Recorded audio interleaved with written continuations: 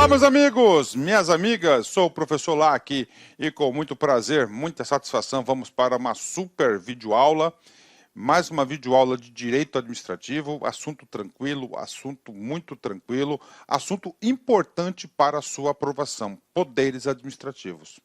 Gente, papo reto com vocês, esse aqui é um tipo de assunto que você tem que torcer para cair na prova, porque é muito fácil você pontuar. E vira e mexe, esse assunto ele é cobrado em prova. Então, cara, papo reto com você, resolve logo esse problema da sua vida, aprenda este assunto de forma definitiva. E papo sério com vocês, essa aula é uma aula bastante tranquila. Se você assistir essa videoaula até o final dela, se você, no final da aula, fizer um resumo, uma ajuda à memória sobre o que nós falamos aqui, os principais tópicos que nós comentamos, você pode ter certeza que você ficará muito competitivo e tem tudo para acertar todas as questões de prova sobre poderes administrativos, né? Poderes administrativos, né? Então a gente tem que entender o seguinte, a administração pública, tá? A administração pública é o que? A vontade popular. É o exercício da supremacia do interesse público, não é isso? A administração pública. Essa administração pública, preste muita atenção, para ela ser executada, ela precisa de pessoas. Quem são essas pessoas? São os famosos agentes públicos, não é isso? Então, para que o Estado alcançar seus objetivos, exige-se a presença dos agentes públicos. Ok. Bacana. Então, os agentes públicos ali no exercício de sua função, ali está representando quem? Ali está representando nada mais, nada menos que o Estado. Tá? Então, os agentes são dotados de certas prerrogativas de Estados. Prerrogativas do Estado. Essas prerrogativas são indispensáveis para alcançar os fins públicos, né? Denominam-se poderes administrativos. É isso mesmo, né? Ou seja, sem os poderes administrativos, tá, seria impossível a administração pública fazer acontecer, dar conta aí do recado para a execução dos seus serviços públicos. Então, tem poderes administrativos exatamente nesse sentido, né? Exatamente nesse sentido, né? Impõe-se. Agora, o que acontece? Dado um poder, ele gera um dever, né? Deveres de Estado. Deveres administrativos. Então você tem um dever e você tem um poder, poder-dever. E a gente vai falar um pouco sobre poder-dever ainda nesta aula, nessa parte da aula. Bacana? Então é isso aqui. Então, poderes administrativos, né? Então, só fazer um resumo para vocês, são prerrogativas do direito público. O poderes administrativo, ele decorre pela supremacia do interesse público. E o que acontece, professor? Qual que é o objetivo? O alcance do interesse público. E toda vez que no exercício desse poder, ele ocorrer um abuso de autoridade por excesso ou desvio de finalidade, vai ocorrer o instituto do o que é abuso de poder, que a gente vai detalhar um pouco mais, né? Porque nós temos um tipo de poder que ele é chamado o quê? Poder de polícia, né? Principalmente, né? Ele é de caráter instrumental. Professor, por que de caráter instrumental? Porque ele vai ajudar a instrumentalizar as políticas públicas para o bem da sociedade. Então, esses são os poderes administrativos. Professor, quais são esses poderes? Uma ajuda geral para vocês. Olha, primeiro poder, né? É o poder vinculado. O que é o poder vinculado? É aquele poder, né, que tem o agente público, que ele não tem liberdade nenhuma de decisão. Ele é obrigado a fazer. Então, é o poder vinculado. Ou seja, atuação sem nenhuma liberdade. Então, o primeiro poder é o poder vinculado. Tá? Então, o agente público tem o dever, a obrigação de executar conforme previsão na lei, né? Tá certo? Professor, por exemplo, professor, o cara completou 70 anos. O cara completou 70 anos, temos uma consequência, ou seja, aposentadoria compulsória. Então, aquele legalmente investido no cargo, né, ele deverá ser aposentado compulsoriamente. Então, no caso do governo do estado de Mato Grosso, por exemplo, o servidor público completou 70 anos. Então, ele vai ser aposentado compulsoriamente. É um ato de aposentadoria compulsória ditado pelo governador do estado. Tá? Então, é o quê? É um poder vinculado, não tem liberdade de escolha. O segundo poder é o poder discricionário. Aqui já tem um certo grau de liberdade, né? Ah, professor, eu quero um exemplo do poder discricionário. Sim, vamos colocar lá um poder discricionário. Toda vez que está na lei, um dispositivo, poderá. Então, o poderá significa ver o que? A discricionariedade de acordo com a conveniência e oportunidade. Por exemplo, vamos falar do nosso mundo de concurso público, né? Todo mundo sabe que o concurso público tem um prazo de validade até 2 anos, né? Prorrogável, ou seja, não falando que é obrigado a prorrogação, né? Prorrogável por mais 2 anos a critério da administração pública, ou seja, a critério. Então, esse é um exemplo de um poder discricionário. Ele pode ou não prorrogar. Professor, quais serão os motivos que levará em consideração a conveniência e oportunidade naquele momento? Tá? Então, naquele momento, ele escolhe se ele deve ou não prorrogar, tá certo? Prorrogar o concurso público. Ali é o exercício de um poder discricionário, ou seja, tem certo poder de decisão, um certo grau de liberdade. Claro que esse grau de liberdade, todos os limites estipulados pela lei, né? Terceiro poder é o poder hierárquico, né? É o poder hierárquico, né? Aqui é o poder hierárquico, o poder do chefe, o poder da subordinação, tá certo? É o poder de comandar, tá? Então nós temos aí o poder hierárquico, para mim é o mais legal, o mais interessante de a gente explicar, é o ordenamento da administração pública, ou seja, fazer acontecer, poder da hierarquia, né? Poder hierárquico, manda quem pode, obedece quem tem juízo, né? De comandar, de ordenar, de delegar, de avocar, é o que? O poder hierárquico. Calma, gente, a gente vai explicar cada um desses poderes, né? Cada um desses poderes. Professor, o cara não cumpriu o comando do chefe. Ele não cumpriu o comando do chefe. E aí, professor? Aí vai entrar em cena o quê? O poder disciplinar. É o poder disciplinar. O que é o poder disciplinar? A aplicação das penalidades daqueles sujeitos à disciplina interna da administração. Então, o exercício do poder disciplinar é quando ocorre o quê? O não cumprimento do poder hierárquico, por exemplo. Né? Ele deveria fazer tal coisa, ele recebeu o comando para aquilo, ele não fez. Então, vai entrar em exercício o quê? O poder hierárquico. Professor, outro poder é o poder de regulamentação.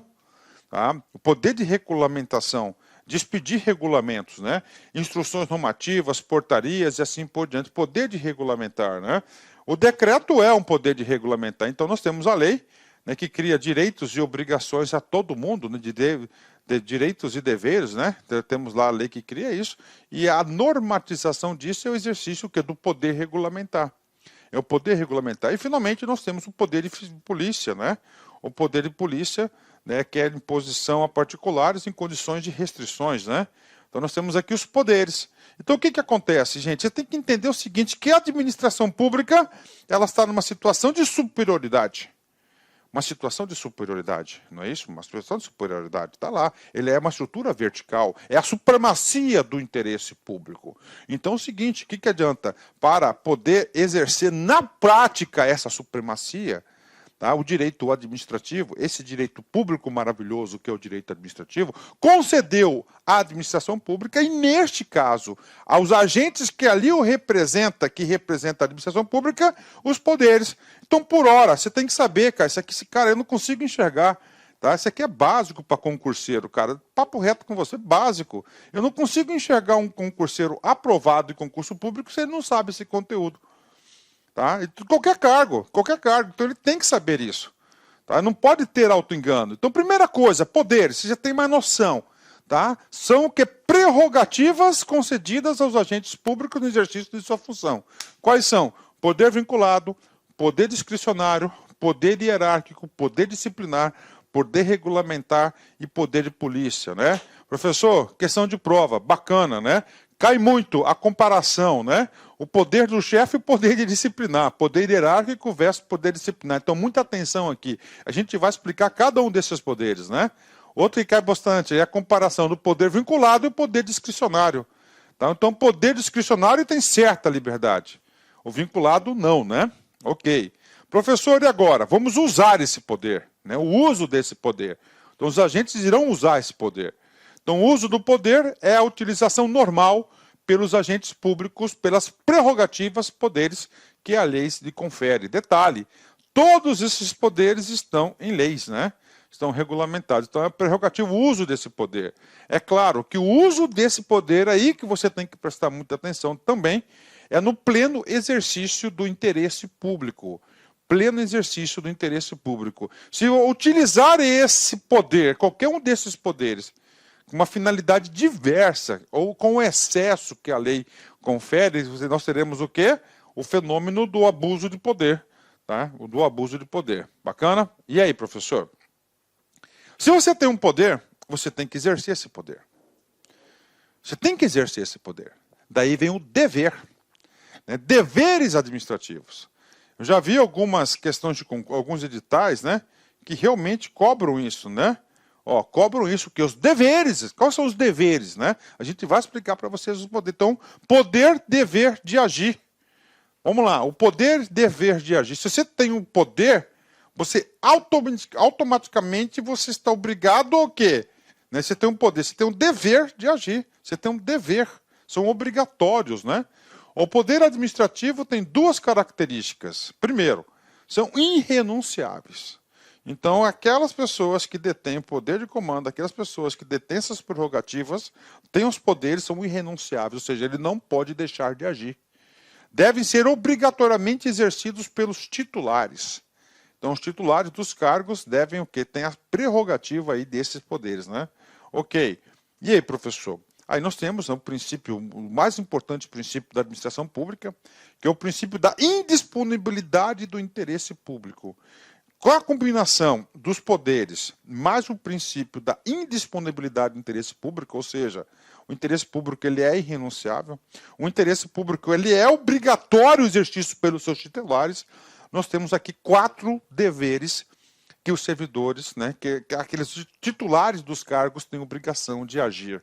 Primeiro, dever de agir, dever de eficiência, dever da probidade e dever de prestar contas, né? Olha aí os deveres, né? Olha os deveres administrativos. Dever de agir, tá? Então ele não pode renunciar, ele é obrigado a agir. Professor, eu quero um exemplo do dever de agir. Ok, todo estatuto do servidor público ele fala o seguinte, tá? Tá lá. Ele fala o seguinte, olha, se você tiver qualquer tipo de conhecimento, tá, de qualquer irregularidade, você tem o dever de representar, o dever de comunicar às autoridades competentes, aí o dever de agir. Então você tem um dever de agir, você não pode ser omisso, né? O dever da eficiência. O que é o dever da eficiência? É fazer mais com menos e as coisas certas, né? O dever da probidade. Né? O que é probidade? Ser probo, né? De acordo com as regras, com as leis, com os costumes, não é isso? Com as atitudes corretas aí, a honestidade, a moralidade administrativa, isso é ser probo, né? Probo, né? E finalmente o dever de prestar contas, né? O recurso público não é de particular, o recurso público é do povo. Se o recurso público é do povo, quem o gastar tem que o quê? Vai ter que prestar contas. Ele não tem opção, né? Então, estamos deveres. Então, tá aí os deveres, né? Então, poder, dever de agir. Poder, dever de agir. Esse aspecto dúplice do poder administrativo é o poder, dever de agir. Então, além do poder que ele tem o dever de agir. Ok, ele não pode se omitir, é irrenunciável. Se para o particular o poder de agir é uma faculdade, para o administrador público é uma obrigação de atuar, desde que apresente ensejo de exercitá-lo em benefício da comunidade, né? Eli Lopes Meirelles aí, o primeiro grande doutrinador do direito administrativo brasileiro, né? Eli Lopes Meirelles. Então, o que acontece com o poder e dever de agir, né? Então, o poder de agir, o dever de agir, vamos supor, do particular é diferente. Ele só vai agir de acordo com aquilo que a lei taxativamente falar que ele tem que agir. Caso contrário, ele age se quiser. Agora, na administração pública, não. É um poder-dever de agir, porque ali ele representa a vontade do Estado, né? A omissão específica, conduta omissiva, será ilegal, em via de regra, exceção nos atos discricionários, né? Então, em via de regra, né, o que acontece? A omissão, né, se ele tinha o dever de agir e ele não agiu, tá certo? Ele cometeu uma irregularidade, tá? Aí nós temos assim, lá no Estatuto dos Servidores Públicos, né? Eles falam o seguinte, né? Ó, são deveres, né? São deveres, né? São proibidos, né? O que é deveres? Obrigação de agir. São proibidos, é o quê? É uma conduta não permitida, que você não deve ter aquela conduta, né? É uma exceção, né? E exceção dos atos discricionários. Por quê? Porque os atos discricionários têm uma certa liberdade o gestor para poder fazer ou não. Lembra do concurso público, né? Poderá ser prorrogável por mais 2 anos. Poderá, não está dizendo que deverá ser. É diferente. Então, todas as vezes que você enxergar no termo normativo a palavra poderá, ali é o exercício do quê? O exemplo do poder discricionário e não será penalizado. Mas eu quero falar de omissão, né? Omissão administrativa, né? Quero falar de omissão aí para terminar, para a gente concluir essa primeira parte da nossa aula de poderes administrativos. Omissão. A administração pode ser objeto de reclamação ao STF, a omissão da administração, né? Então, se, por exemplo, né, ele tem um dever, tá, de agir e ele não agiu, o que acontece? Ele vai ter que ser penalizado. Professor, o que é reclamação, né? Olha, o que é reclamação, né? Reclamação é um tipo de ação judicial.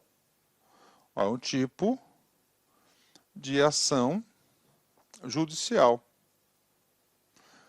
E esse tipo de ação judicial, ela é exclusiva para cabimento no Supremo Tribunal Federal. Aí, ó. No Supremo Tribunal Federal, que você pode aí exercer, tá certo, essa reclamação. Cabimento. Né, houver contrariedade negativa de vigência ou aplicação indevida de enunciado de súmula vinculante. Ó. Então, nós temos diversas súmulas vinculantes, né, que cria obrigação para a administração pública. Caso a administração pública não cumpra, cabe reclamação junto ao Supremo Tribunal Federal, porque está desrespeitando a súmula, né? O agente omisso poderá ser responsabilizado civil, penal ou administrativamente, né? Isso aí está devidamente amparado pelos estatutos da União, dos estados e dos municípios, né? Até pelo princípio da simetria, esses estatutos eles são muito semelhantes entre si, tá? Eles são muito semelhantes entre si, ok?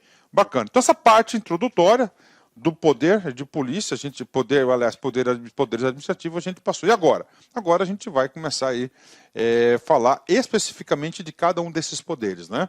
Então, conceito, olha lá, um conceito básico, né?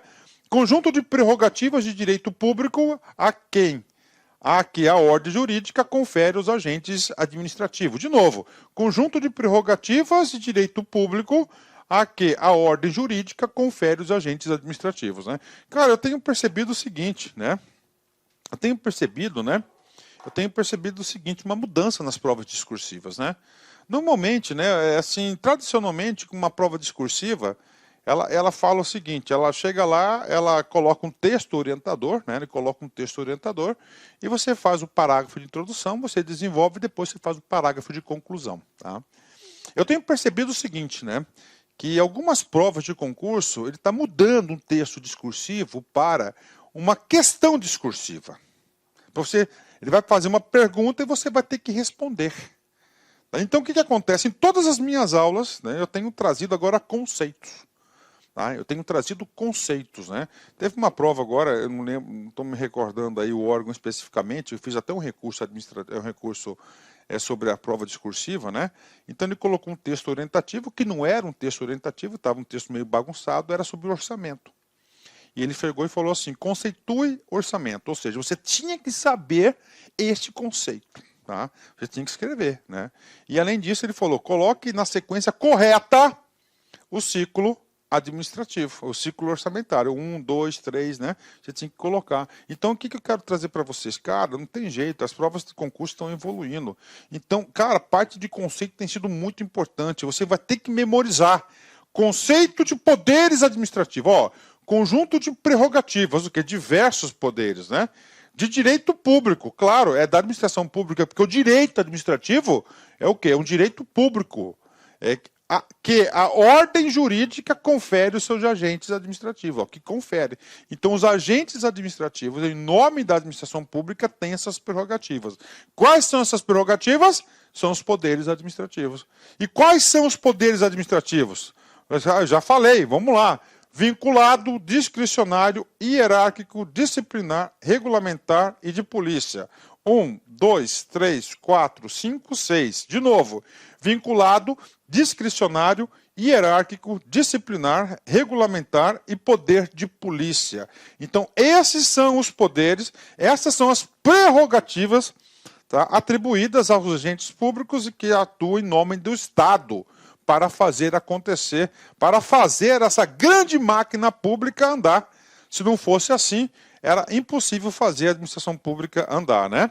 Então, vamos lá. Primeiro tipo de poder, poder vinculado, né? Poder vinculado.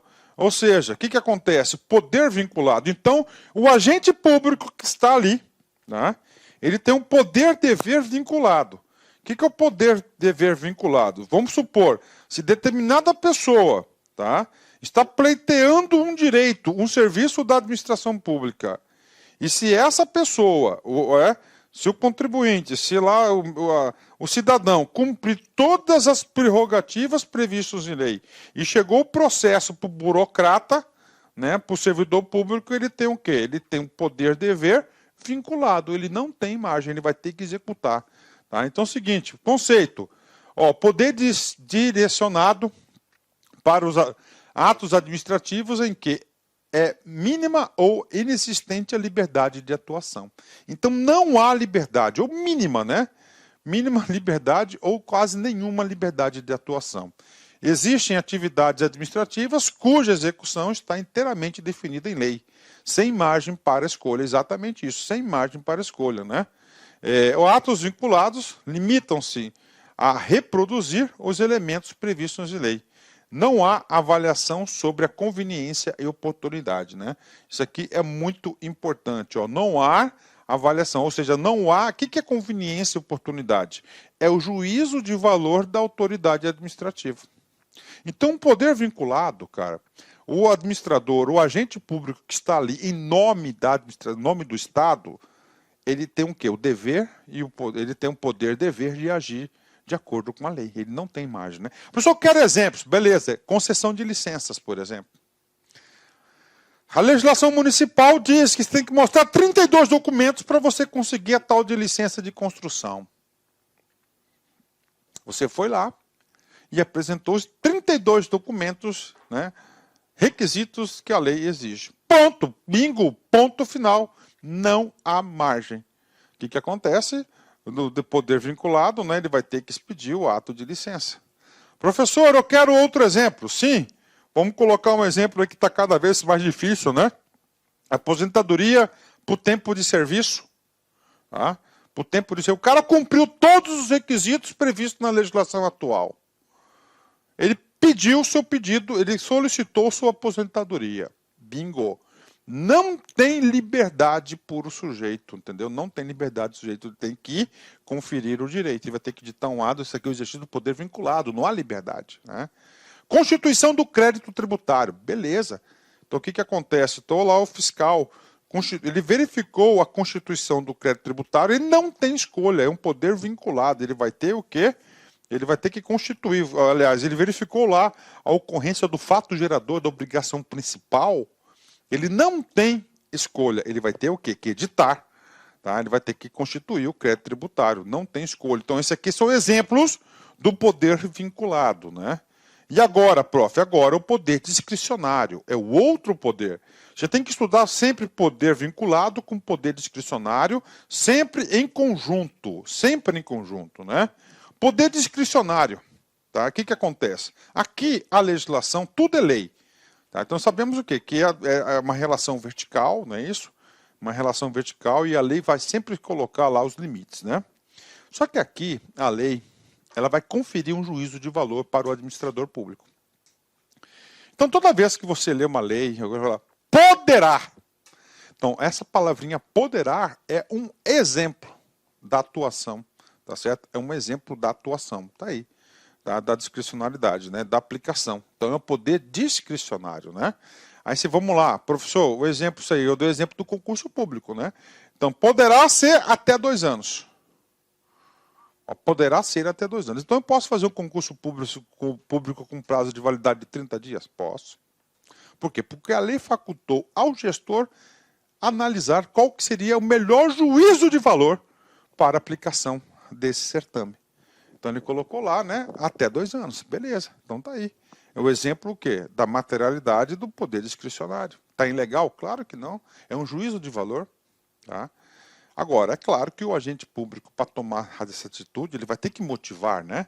Não, olha, nós vamos fazer o concurso público com prazo de validade de 90 dias, né? Porque o período do prazo é um prazo lá, é um período que a gente vai fazer uma turma lá do curso de formação, por exemplo, né? Curso de formação, e lá ele fala que ele pretende o quê? Fazer concursos regulares, então não há necessidade de fazer de 2 prorrogáveis por mais 2. O ato de prorrogação do concurso também é o exemplo o quê? Do poder discricionário. Tá? Então vamos lá, o poder que autoriza o agente a avaliar a conveniência e oportunidade dos atos que vai praticar na qualidade de administrador dos interesses públicos, né? Então tá aí. Então é um juízo de valor, um juízo de conveniência e oportunidade. Prerrogativa que permite eleger uma entre várias condutas possíveis, né? Uma entre várias condutas possíveis. Por exemplo, né? Na lei diz assim, na punição, né? Suspensão até 90 dias. Tá aí. Suspensão até 90 dias. Então ele pode aplicar de 1 a 90 dias a pena de suspensão, por exemplo. Tá? É o quê? É uma discricionalidade. Professor, e aí? Aí a gente vai se remeter a um outro assunto do processo da discricionalidade. O que acontece? Para o exercício da discricionalidade, ele vai andar muito próximo o quê? Com o princípio da proporção, né?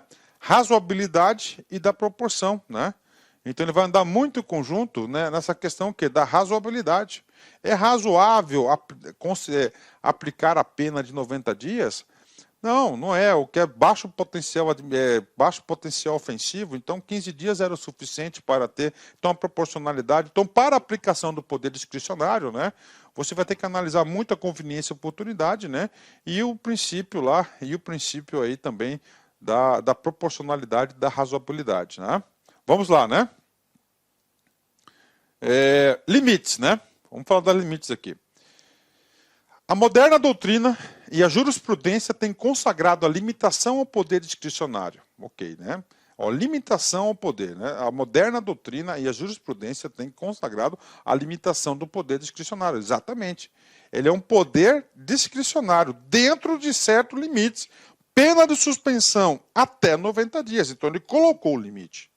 Tá? Você não pode exercer lá uma pena de 120 dias. Por quê? Olha só, de 0 a 90, né? De 1 a 90, aliás, né? Admitem o controle do judiciário sobre os atos praticados com base nesse poder. Então, é claro, né? Ele tem um princípio da inafastabilidade do judiciário. Então, o judiciário, ele também controla, né? O que acontece, cara? Se os motivos que o cara tomou a decisão, tá? Vamos supor, né? Vamos colocar o caso da suspensão da pena, a suspensão lá, uma pena de suspensão. Então é o seguinte, né? O cara cometeu lá um deslize, beleza, tá? Aí é o seguinte, tá? Deslize simples.